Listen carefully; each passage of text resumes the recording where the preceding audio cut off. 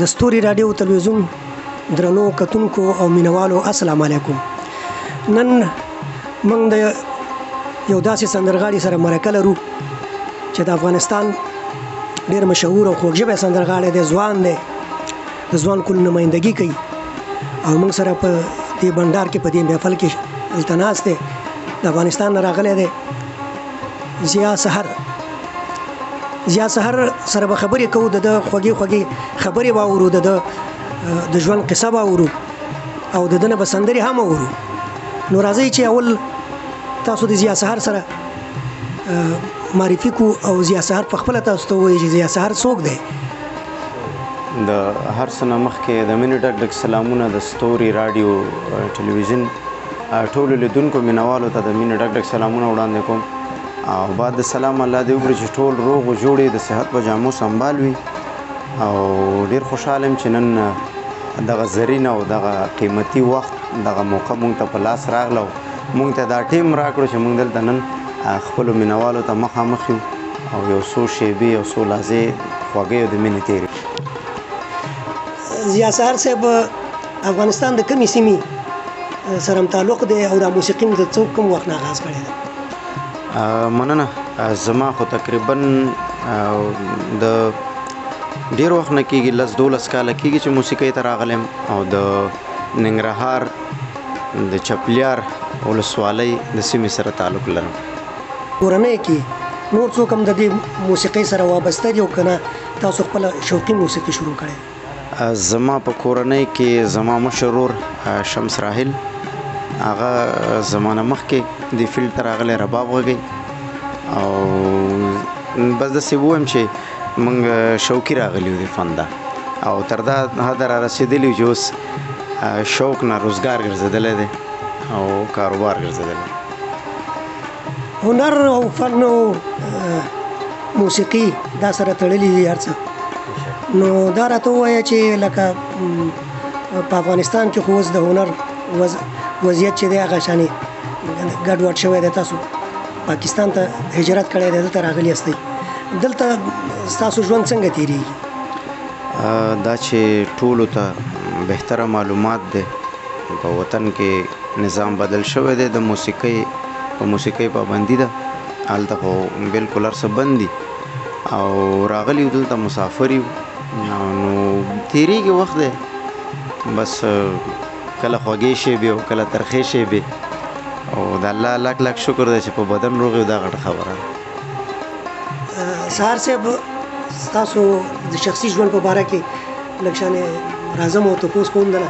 چې تاسو واده کړی دی او بچیان هم شته نشته؟ الحمدلله شکر واده مې شته او مال د خدای دی، 15 بچي مې دي او په 15 کې 3 داسې ماشومان لرم چې هغه فلحال په تلسیمیا مرض اخته دي، وینه کموي او هغه 2 بچي مې چې دي هغه شکر ښه دي او واده مې شته. د افسوس خبره ده د تلسیمیا د مرض یې راته وویلې، په دې باندې ډېر خواشینی شوم. الله دې ستاسو اولادونو ته شفا ورکړي، خدای پاک دې روغ کړي. راځم خپلې بلې پوښتنې ته چې په موسیقۍ کې تاسو دا د موسیقي آلاتو کې یوازې باجه غږولی شئ که دا نور طبله رباب دې سره هم علاقه لرئ؟ مینه خو ټولو سره لرم خو ډېره علاقه مې هرمونیم سره ده او خواري دې کې ډېره کوم، داسې لږ لږ کله کله شوقي چې بیا خپلو کې ناست وي لږه لږه طبله م غږوم، هسې شوق نه،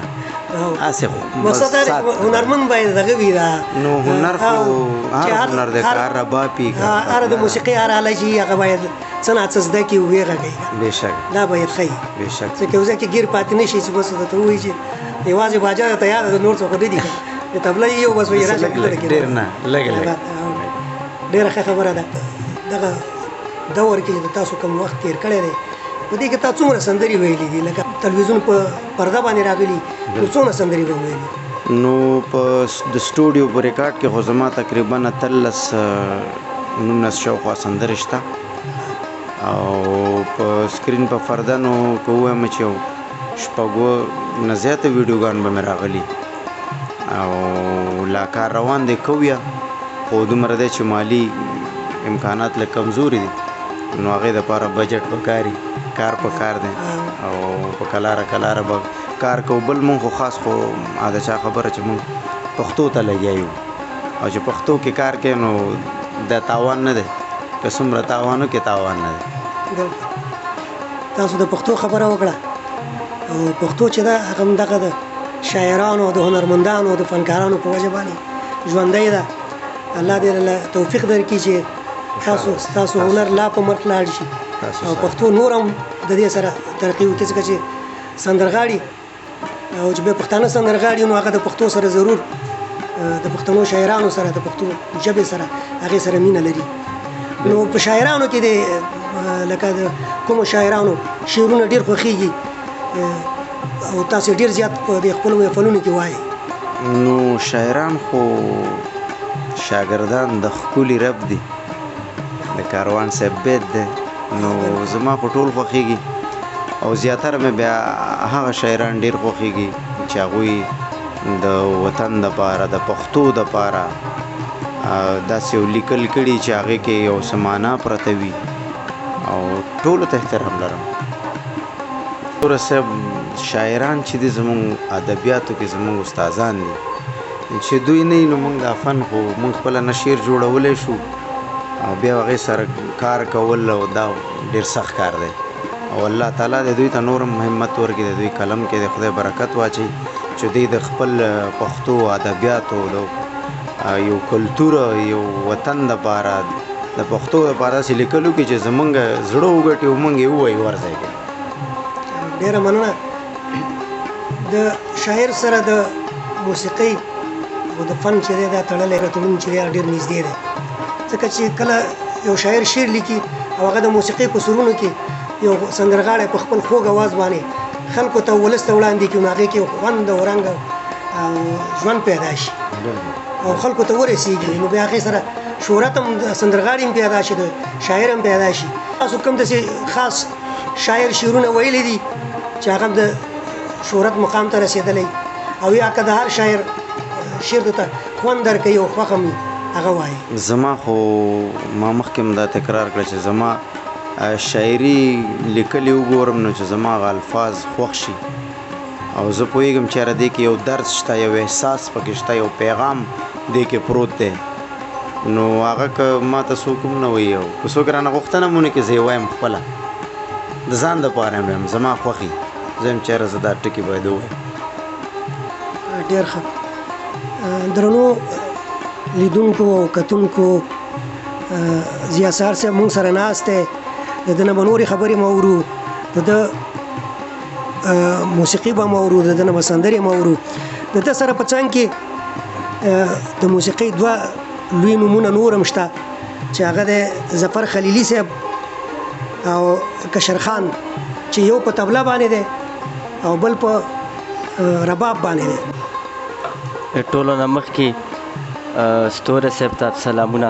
او مینوالو ته سلامونه، خدای دې وکړي چې روغ جوړ اوسئ. او زه ظفر یم د جعفر خلیلي زوی او ضیا صاحب راته کال وکړی وی راځه چې بس زما یو خپرونه ده بس دې دپاره رالو او خدای دې تاسو ژوندي لري. ما سره کشرخان ناست دی په طبله او بس دغه تور دوتان دي او ستاسو نه قربان دي. ورور دغه کشرخان چې دی دا په طبله باندې دی او طبله ورسره غږوي. ضیا سهار صاحب په خپله په هارمونیه باندې خپل ګوتې ایښي دي او ظفر خلیلي صاحب په رباب باندې. نو موږ راځو چې د ده یو ښایسته غزل واورو د ضیا سهار صاحب نه او بیا به خپلو خبرو ته ادامه ورکړو.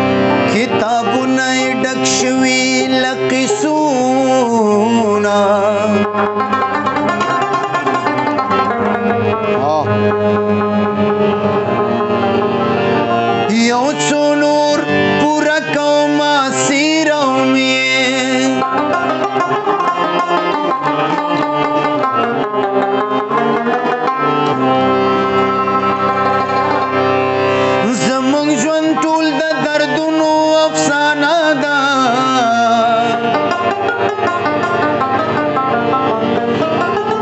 د خپل ژوند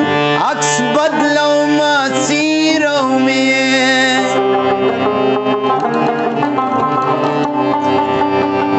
غزلونه مې په اوښکو ټول لامده کړل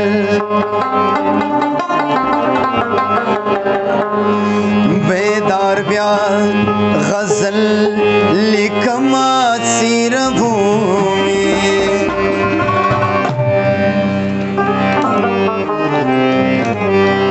تا پریږدم ګران وطن در نظام تا پریږدم ګران وطن در نظام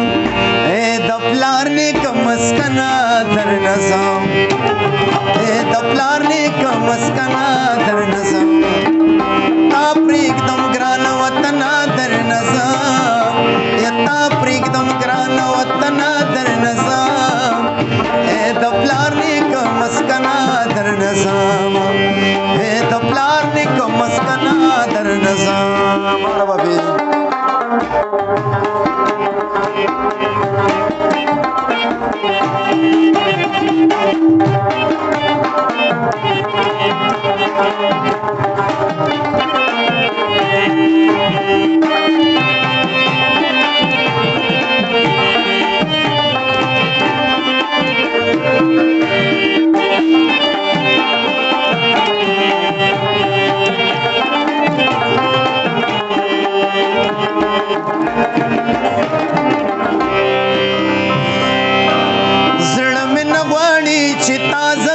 जुदा शमा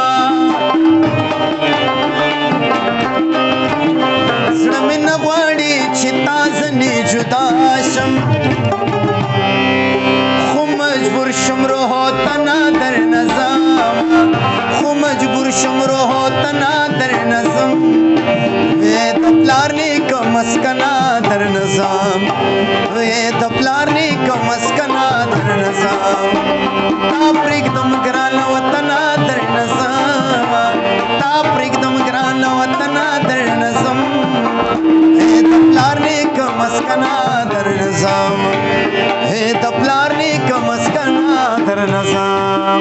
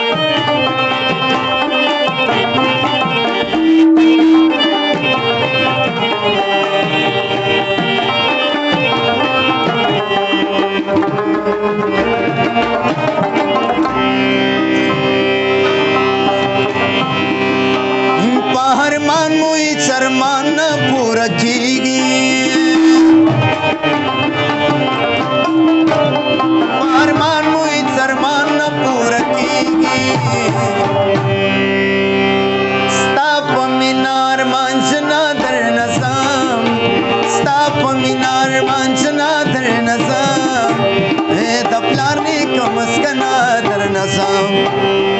د پلار نیکه مسکنه در نظام تا پرېږدم ګرانه وطنه در نظام تا پرېږدم ګرانه وطنه در نظام د پلار نیکه مسکنه در نظام د پلار نیکه مسکنه در نظام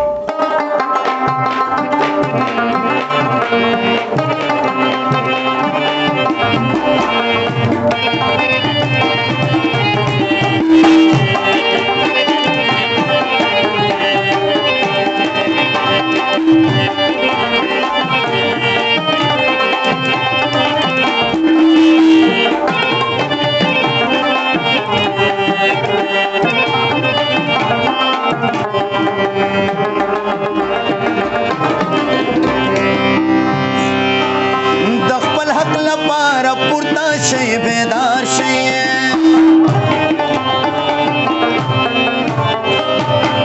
د خپل حق لپاره پورته شي بیدار شي غواړم درته لمنه در نظام غواړم درته لمنه در نظام د پلار نیکه مسکنه در نظام د پلار نیکه مسکنه در نظام تا پرېږدم ګرانه وطنه در نظام تا پرېږدم ګرانه وطنه در نظام د پلار نیکه مسکنه در نظام د پلار نیکه مسکنه در نظام د پلار نیکه مسکنه در نظام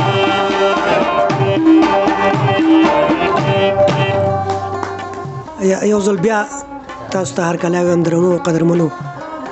مینوالو او اوریدونکو لیدونکو زموږ پروګرام په همدې ځای باندې پای ته رسیږي په پای کې د ګران ضیا سهار صاحب نه د هغه پیغام اورو چې د ستاسو دپاره څه پیغام لري مننه کوم ستوره صاحب تاسو نه او ستاسو همکارانو نه چې دا زرینه مو کم مونږ ته راکړه او راغلی زموږ پوښتنه مو کړه ډېر خوښ یم ډېر خوشحاله یم او پیغام مې دا دی چې ټولو مشرانو ته کشرانو ته کشران د مشرانو احترام وکړي مشران د په کشرانو باندې تعلیم دیني زده کړې مینه محبت هر څه آخر خبره مې دا ده چې ژوند دوه ورځې د مرګ ژوند هېڅ پته نه لګېږي نو دا امید لرم ټول نه چې دغه باقي ژوند په مینه محبت سره تېر کړي دا به ډېره ښه